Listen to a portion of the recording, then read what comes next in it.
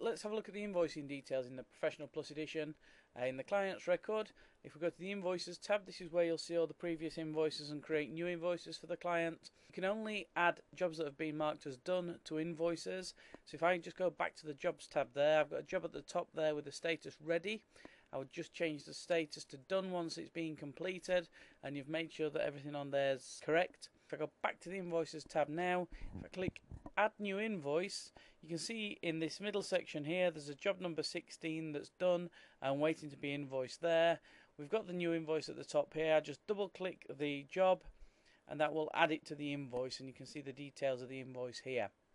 So a few things that we keep on the invoice and allow you to do. Obviously it's got net and VAT gross breakdown.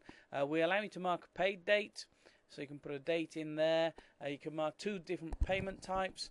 So let's say that they pay £350 and they pay, the payment method they use is a cheque.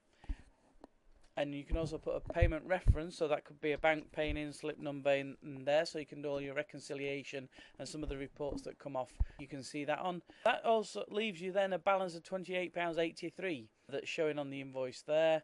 If I mark that as payment method and that was paid cash, and I'll just put a slip reference on there so that if you're keeping petty cash slips you can record that as well.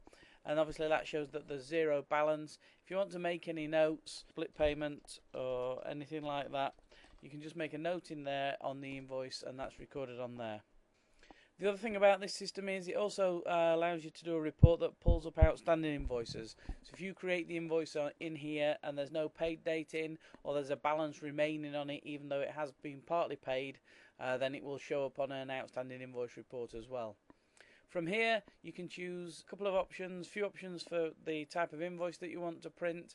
So if we put invoice VAT, click that, show the preview on screen. So we've got the preview on screen there. Got your obviously company details on the invoice, your VAT registration number will be in there, the invoice date, number, who the invoice is to, and then a breakdown of the job that you've done. So that's just one of the invoice layouts that we give you with the system. So that's it, that's an overview of the invoices on the Professional Plus edition.